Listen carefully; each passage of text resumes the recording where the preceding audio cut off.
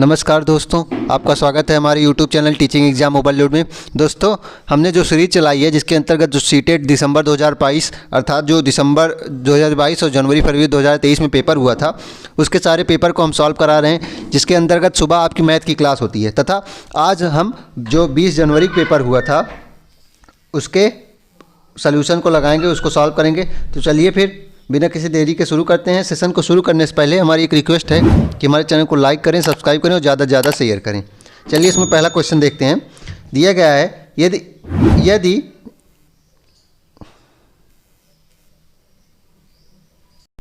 है यदि ए और बी अंक हैं तथा इसमें दिया गया 6 2 3 -4 1 ए दिया गया है, उनको दोनों को घटाने पे उनका दोनों का अंतर 8 आ रहा है। तो 3 और ए का अंतर क्या आ रहा है? 8 आ रहा है। तो ऐसी कौन सी संख्या होगी जो 3 को ए से मतलब ए को 3 से घटाएं 8 आएगा? बताइए।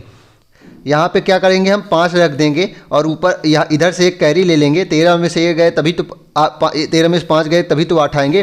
तो एक वैल्यू क्या आ जाएगी? 5 आ जाएगी। तो 5 सिर्फ ये ऑप्शन कट गया। अब देखते हैं 623 हो गया, 4 1 5 हो गया। 13 में से 5 गए 8, 1 में से 1 गए 0, अब 6 में से 4 गए, कितना हो जाएगा बताइए? 2 हो जाएगा। तो कौन सा ऑप्शन हो जाएगा? ऑप्शन नंबर ए इसका सही उत्तर हो जाएगा। चलिए अगला प्रश्न देखते हैं। प्रश्न 2 है, जेम्स ने कुछ फूल का 4 स्तंभ में इस प्रकार व्यवस्थित किया कि प्रत्येक स्तंभ में 6 फूल आते हैं। तो उनके पास कुछ फूलों की संख्या कितनी हो गई? 4 स्तंभ बनाए हैं, 1 2 3 4 और सब में 6 फूल आते हैं। तो टोटल कितने हो गए फूल? 24 फूल हो गए ना।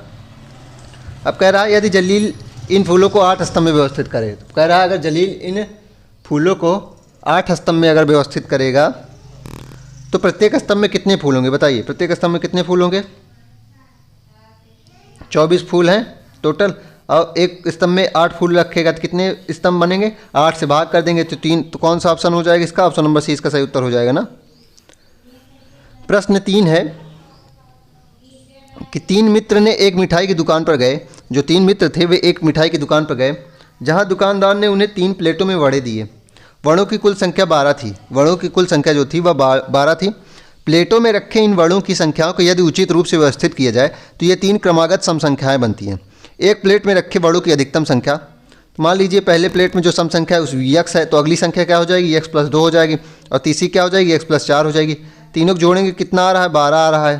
तो जोड़ देते हैं x + x, x + x + 2 + x + 4, तो 3x हो जाएगा। 3x + 6 बराबर कितना हो गया? 12 हो गया। 3x बराबर कितना हो जाएगा? 6 इधर जाएगा 6 हो जाएगा। x बराबर कितना हो जाएगा? x बराबर कितना आया? x बराबर 2 आया ना। x बराबर 2 आ गया। अब देखिए x बराबर 2, तो बड़ों की अधिकतम संख्या कितना हो जाएगा? x + 4 हो जाएगा ना। सबसे ज़्यादा उसमें थे तो 6 हो जाएगा। तो कौन सा ऑप्शन हो जाएगा? ऑप्शन नंबर डी इसका सही उत्तर हो जाएगा।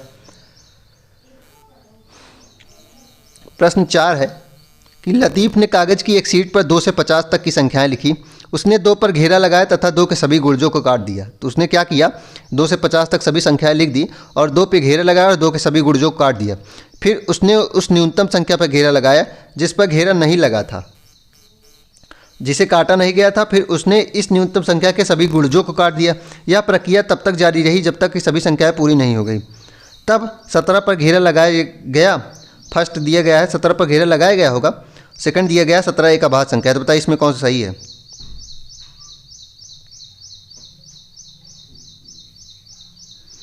कौन सा ऑप्शन हो जाएगा इसमें? ऑप्शन नंबर ए हो जाएगा ना। पहला सत्य है कि 17 पर घेरा लगाया गया और क्योंकि 17 पर एक अभाज्य संख्या है। तो कौन सा ऑप्शन हो जाएगा?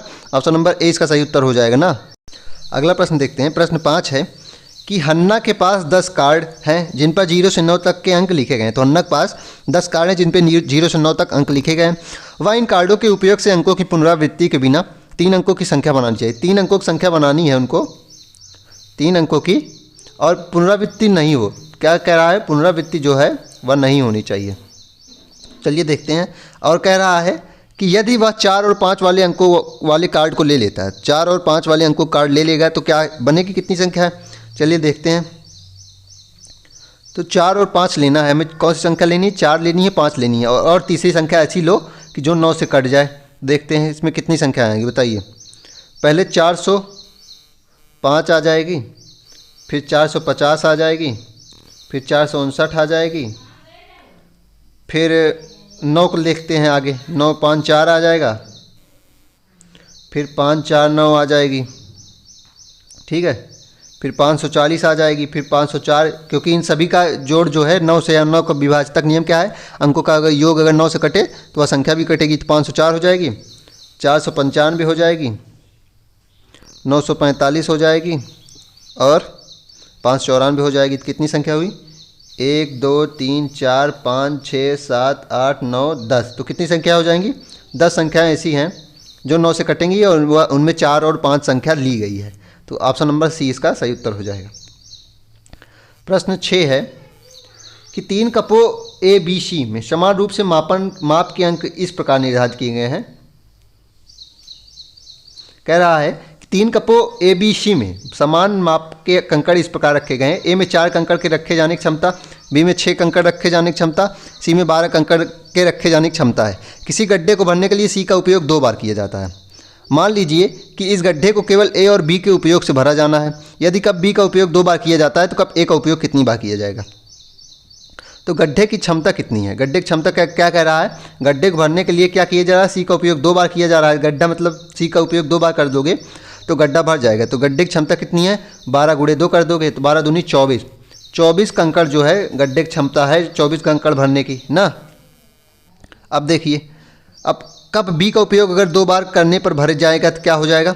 6 दूनी 12 ना। 6 कंकड़ बी भरा जाता है तो 6 गुणे 2 12 कंकड़ भर दिए। अब शेष क्या भरना है? शेष कंकड़ कैसे भरेगा? 12 जो बचा है, शेष कितना बचा? 12 कंकड़। 12 कंकड़ कौन भरेगा? ए भरेगा ना। ए को भरना है।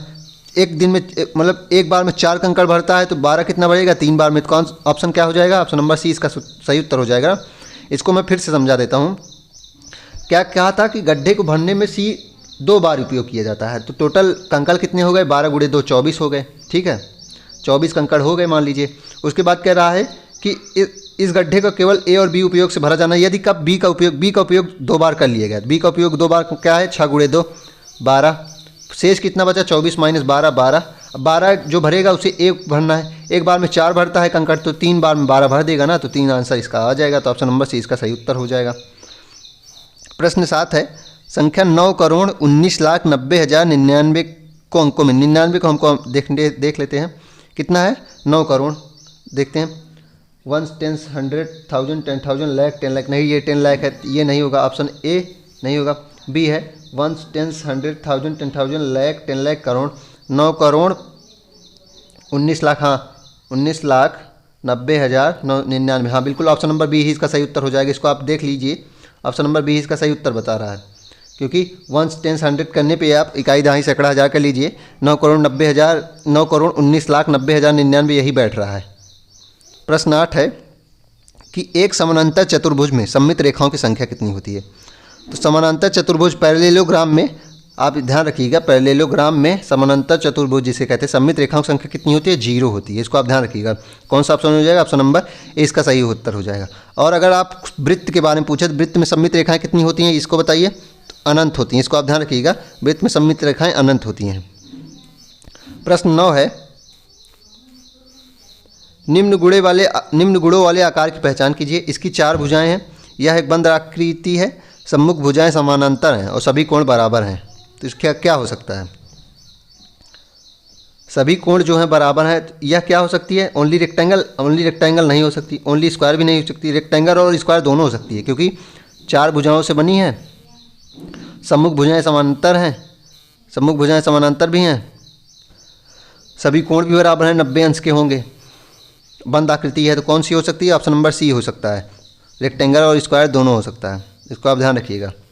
प्रश्न 10 है कि निम्नलिखित अक्षर धनराशि निरूपित करते हैं। ए बराबर 10 रुपये, बी बराबर 20 रुपये, सी बराबर 5 रुपये, डी बराबर 2 रुपये, ई बराबर 0.50 मतलब 50 पैसे। कह रहा निम्नलिखित में से कौन से संयोजन 45.50 के बराबर हैं?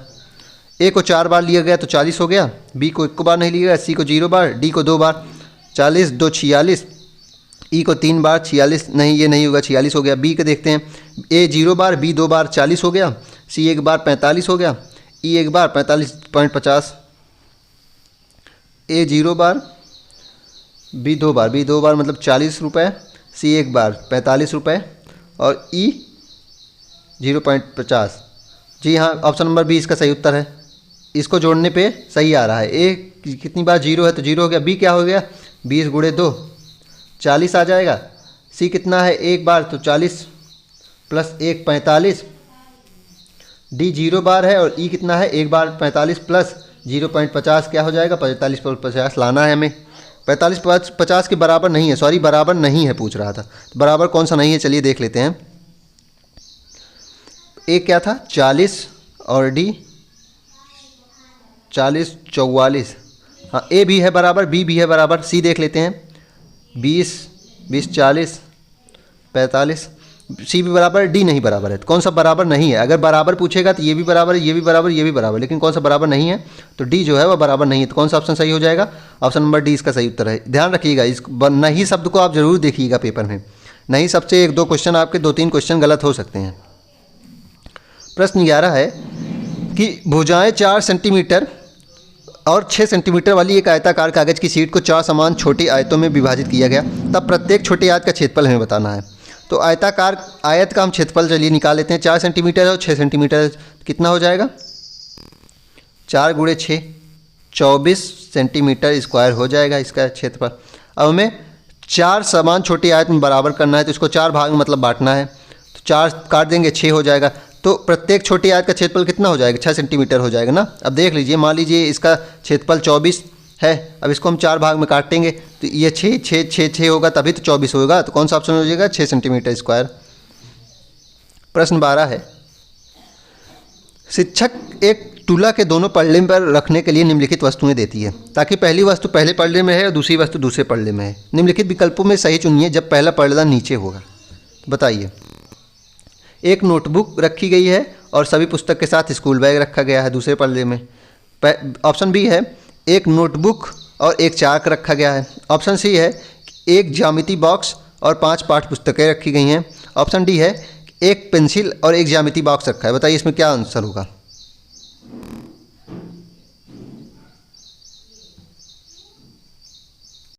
तो इसमें थोड़ा सा क्वेश्चन के लैंग्वेज में थोड़ा सीधा रहे। इसमें क्या कहना चाहता था कि ऐसी विकल्प चुनिए जिसमें जो पलड़ा हो वह पहले वाले में भारी हो और पहले वाले में भारी हो, दूसरे वाले में कम हो। तो कौन सा ऑप्शन इसमें लग रहा है, अगर एक नोटबुक और एक चौक रखेंगे तो उसमें जो पलड़ा है पहले वाले में भारी होगा, दूसरे वाले में क्या होगा, वो नीचे हो, वो कम होगा। तो ऑप्शन नंबर 20। इसमें लैंग्वेज में थोड़ी दिक्कत थी, इसमें कॉमन नंबर मिले होंगे सबको।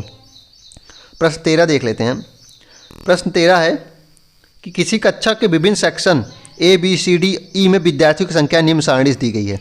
ए 40, बी 43, सी 42, डी 32 और ई 36। कह रहा है सेक्शन के किन युग्मों में विद्यार्थियों की संख्या का अंतर समान है। अंतर हमें समान बताना है, बताइएगा। ए सी और डी ई, चलिए देखते हैं। ए सी और डी ई, ए और सी का अंतर कितना है, 2 है, और डी और ई का अंतर कितना है, 4 है। ये तो नहीं होगा। अब बी देखते हैं। ए बी देख लेते हैं, 3 है अंतर, और सी डी कितना है, 10 अंतर, ये भी नहीं होगा। सी देख लेते हैं। ए और ई देख लेते हैं कितना है, ए और ई का अंतर कितना है, 4 है, और डी और ई का अंतर देख लेते हैं। डी और ई का अंतर 4 है। कौन सा ऑप्शन हो जाएगा, ऑप्शन नंबर सी सही हो जाएगा ना। दोनों का अंतर समान पूछ रहा था, तो अंतर किसमें समान है, ए ई का और डी और ई का। तो ऑप्शन नंबर सी इसका सही उत्तर हो जाएगा। प्रश्न 14 देखते हैं।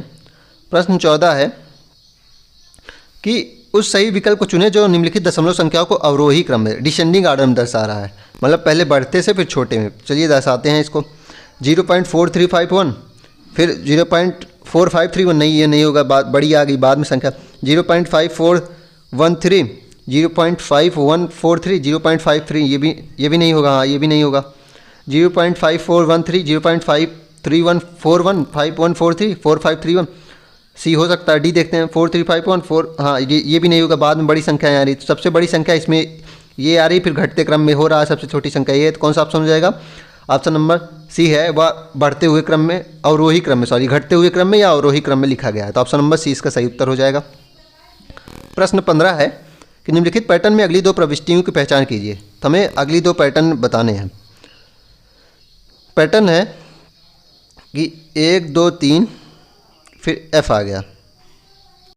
तो ये पैटर्न में क्या हो रहा है, पहले 1 में से 1 बढ़ा, फिर 2 हुआ, फिर 2 में से 3 बढ़ा, फिर एक फिर क्या हो रहा है, सीधे 2 बढ़ गया 5 हुआ, फिर 1 बढ़ा 6, फिर 1 7 बढ़ा, फिर 9, फिर क्या हुआ, फिर सीधे 2 बढ़ के 9 हो गया, फिर 10 बढ़ा, फिर क्या होगा, फिर 1 बढ़ेगा 11 आएगा ना। तो 11 वाला ऑप्शन देख लेते हैं किसमें है। 11 वाला ऑप्शन सिर्फ एक में है, तो ऑप्शन नंबर ए इसका सही उत्तर हो जाएगा। इसमें कैसे हुआ देख लीजिए, पहले 1 से 2 हुआ, 1 बढ़ा, फिर 2 से 3 हुआ, ठीक है। उसके बाद एक संख्या छोड़ के क्या हो रहा है, +2 हो रहा है, फिर 1 बढ़ा 2 बार, 6 7, 1 1 बढ़ा 2 बार, फिर क्या हुआ, एक संख्या छोड़ के क्या हो गया, +2 हो गया। अब फिर 2 बार 1 1 बढ़ेगा ना, तो 10 और 11 होगा, फिर एक संख्या छोड़ के यहाँ आता 2, फिर +2 होता, तो 10 के बाद 11 आएगा ना, तो ऑप्शन नंबर ए इसका सही उत्तर हो जाएगा।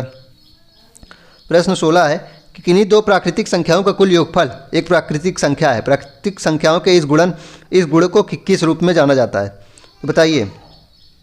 कह रहा है कि a + b = c कह रहा है, होता है, या गुणन योगफल या गुणनफल जो भी हो, इस गुण को क्या कहा जाता है। तो इस गुण को क्या डिस्ट्रीब्यूटिव प्रॉपर्टी कहते हैं, नहीं। कम्यूटेटिव प्रॉपर्टी कहते हैं, नहीं, ये भी नहीं कहते। सहचारी, ये भी नहीं है। कौन सा हो जाएगा, क्लोजर प्रॉपर्टी। तो a + b = c क्या होता है, क्लोजर प्रॉपर्टी। तो मतलब 1 + 2 = 3 हो जाएगा, ये क्या है, क्लोजर प्रॉपर्टी है। तो ऑप्शन नंबर ए इसका सही हो जाएगा। प्रश्न 17 है, शिक्षक एक बच्चे को चतुर्भुज बनाने और फिर उसे समानांतर चतुर्भुज में परिवर्तन करने के लिए कहता है। बच्चा यह कर देता है, या बच्चा वैन हीले ज्यामितीय चिंतन के किस स्तर पे है, बताइए। या बच्चा किस स्तर पे है, बच्चा क्या कर रहा है, बच्चा पहले चतुर्भुज बनाता है, फिर समानांतर चतुर्भुज में परिवर्तित करता है। तो बच्चा क्या कर रहा है, उनके गुणों के आधार पे उनका वर्गीकरण सीख लिया है ना, गुणों के आधार पे वर्गीकरण सीख लिया है। तो यह किस स्तर पे आता है, यह किस स्तर पे आता है, यह एनालिसिस में आता है ना, विश्लेषण में है। जो लेवल 1 होता है उसमें ही तो आता है कि गुणों के आधार पे वर्गीकरण कर पाता है। तो इसमें कौन सा ऑप्शन हो जाएगा, ऑप्शन नंबर सी। लेवल 0 क्या होता है, चाक्षुषीकरण होता है। लेवल 1 क्या होता है, विश्लेषण होता है, जिसमें गुणों के आधार पे वर्गीकरण कर पाता है। उसके बाद इनफॉर्मल डिडक्शन आता है, फिर फॉर्मल डिडक्शन आता है, फिर दृढ़ता आती है, रिगोर जिसे कहते हैं। तो इसको मैंने आपको पढ़ाया है, आप देख लीजिए, मेरी वैन हीले की थ्योरी मैंने आपको पढ़ाई है। प्रश्न 18 देखते हैं। प्रश्न 18 है कि एनसीएफ 2005 के अनुसार बच्चे गणित में आनंद ले, इसके लिए हमें क्या करना चाहिए, बताइए। बच्चे जो हैं गणित में आनंद ले, उसके लिए हमें क्या करना चाहिए। प्रत्येक पाठ में अभ्यास के लिए अतिरिक्त प्रश्न सम्मिलित करने चाहिए, नहीं, ऐसा नहीं होना चाहिए। विद्यार्थी को प्रत्येक इकाई के अंत में दिए गए अभ्यासों को हल करना चाहिए। गणित के आकलन में कठिन विषयों को सम्मिलित नहीं करना चाहिए। विद्यार्थियों के वास्तविक जीवन का अनुभव गणित की पाठ्यपुस्तकों का भाग ले होना चाहिए। तो एनसीएफ 2000 बच्चे गणित का आनंद ले, इसके लिए हमें क्या करना चाहिए कि विद्यार्थियों के वास्तविक जीवन के अनुभव जो हैं वह गणित की पाठ्यपुस्तक के भाग हों, इससे बच्चों में आनंद आएगा गणित के लिए। तो ऑप्शन नंबर डी इसका सही उत्तर होगा।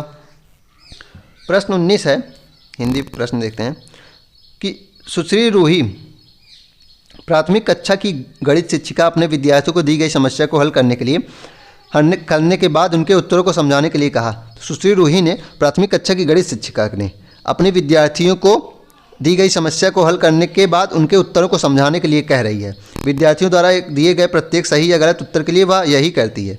सुश्री रूही का उद्देश्य बताइए। उत्तर पर पहुंचने के लिए समस्या को हल करते समय अपने विद्यार्थियों की चिंतन प्रक्रिया को जानना चाहती है।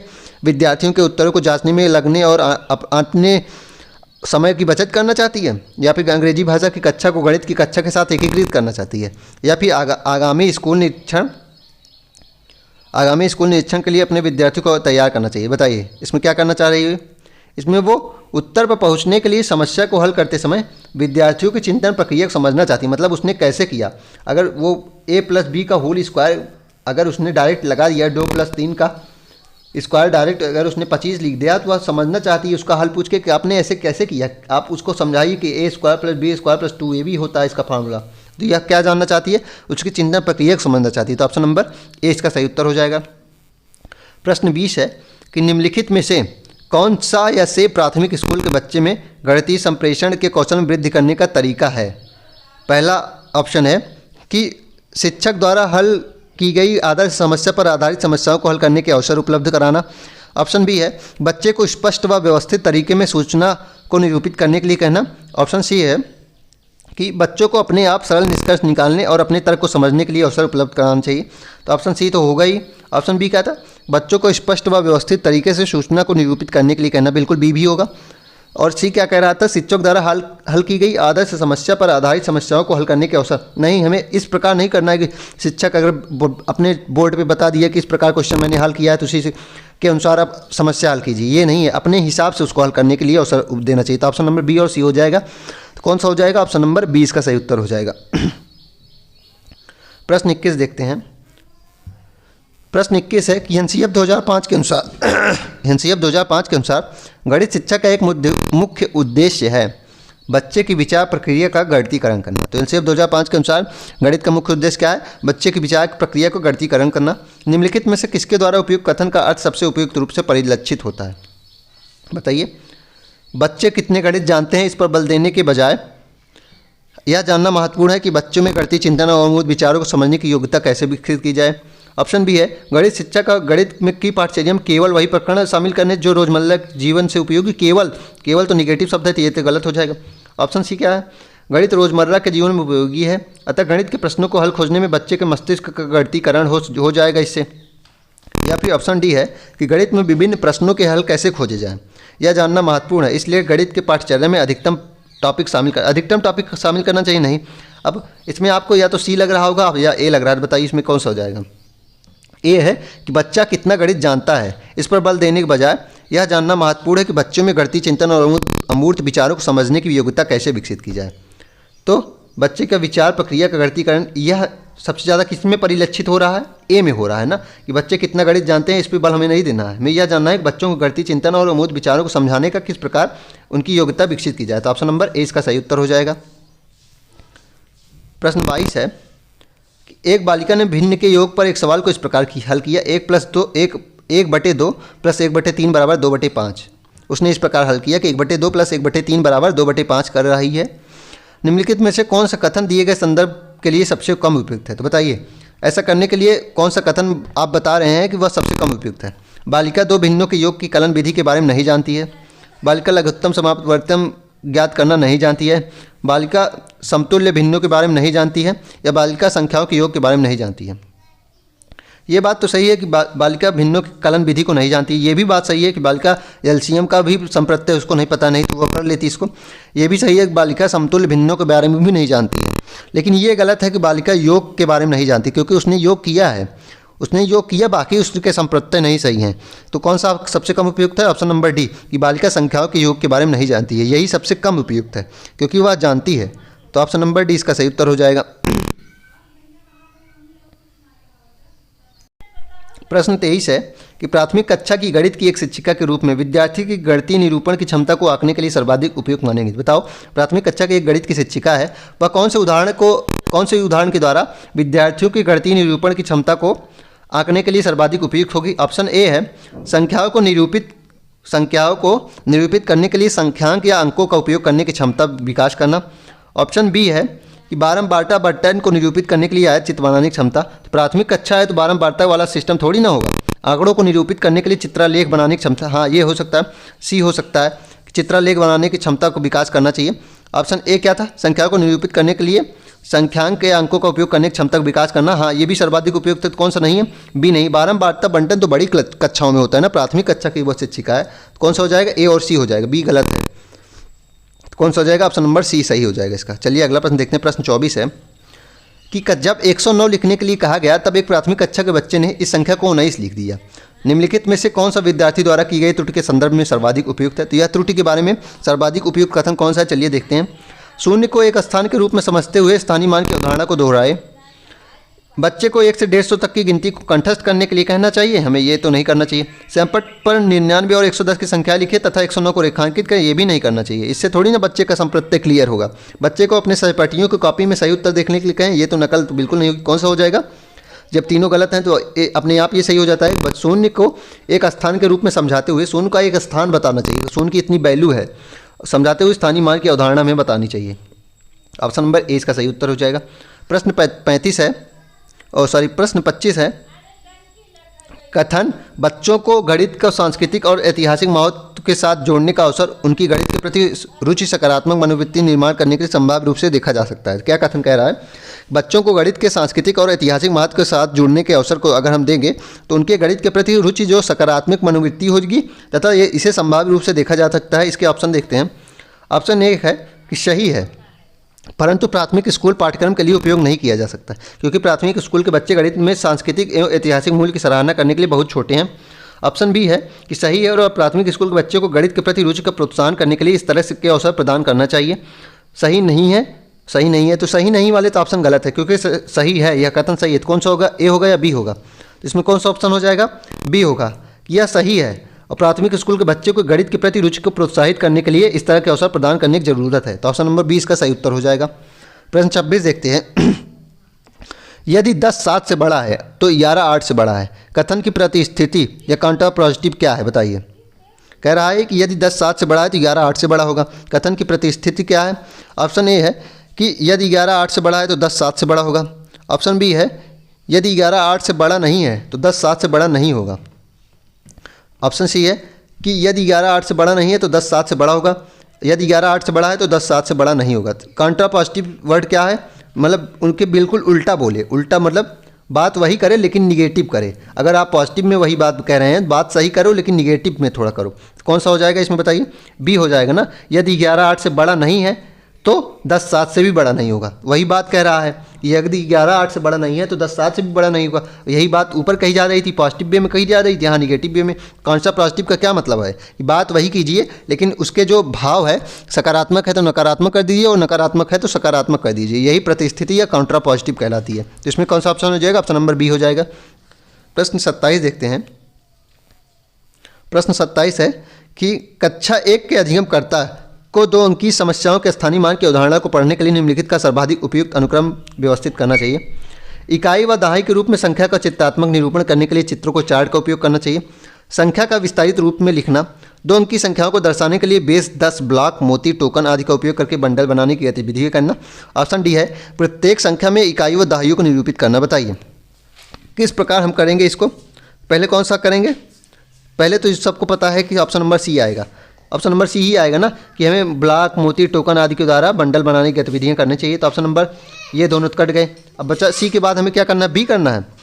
बी क्या है, संख्या का विस्तारित रूप करना या फिर इकाई व दहाई के रूप में संख्या का चित्रात्मक। तो हमें उसके बाद क्या करना है, चित्रात्मक निरूपण करना है। तो सी के बाद ए आएगा। तो कौन सा ऑप्शन हो जाएगा, सी ए डी बी। सी के बाद कौन सा आएगा, ए आएगा। ये इसमें कैसे मैंने किया, सी पहले कर आएगा ही क्योंकि ब्लॉक मोती टोकन आदि के द्वारा मूर्त रूप से हमें दर्शाना है। उसके बाद बी था, 2 ऑप्शन कट गए सी वाले क्योंकि इसमें पहले पे डी आया, पहले पे ए आया।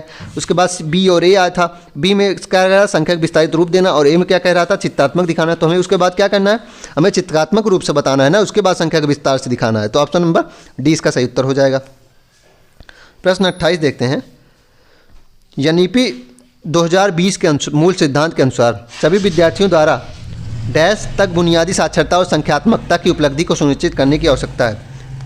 इसमें क्या है, निपुण पूछ रहा है, निपुण के बारे में पूछ रहा है। निपुण में क्या कहा गया था, किस कक्षा तक, किस ग्रेड तक साक्षरता और संख्यात्मक की उपलब्धि को सुनिश्चित करने की आवश्यकता है। तो इसमें ग्रेड 3 तक कहा था, कक्षा 3 तक कहा था। तो कौन सा ऑप्शन हो जाएगा, ऑप्शन नंबर सी हो जाएगा। निपुण ने क्या कहा था, ग्रेड 3 तक साक्षरता और संख्यात्मकता की उपलब्धि को सुनिश्चित करने की आवश्यकता है। तो ऑप्शन नंबर सी इसका सही उत्तर हो जाएगा। प्रश्न 29 देखते हैं। निम्नलिखित में से कौन सी प्राथमिक कक्षा के अधिगमकर्ताओं को मापन की अवधारणा प्रस्तुत करने की सर्वाधिक उपयुक्त गतिविधि है, बताइए। निम्नलिखित में से कौन सी प्राथमिक कक्षा के अधिगमकर्ताओं को मापन की अवधारणा प्रस्तुत करने की मापन की हमें अवधारणा बतानी है, सर्वाधिक उपयुक्त विधि कौन सी होगी। बच्चों को उनकी गणित पाठ्य पुस्तक की लंबाई मापने के लिए मीटर स्केल देना, नहीं ये तो गलत है ना। ऑप्शन बी है बच्चों को तराजू पर लकड़ी के डस्टर के बाट वजन के रूप में इस्तेमाल कर यह ज्ञात करने के लिए कहना है कि डस्टर की तुलना में कौन सी वस्तु भारी है या हल्की है।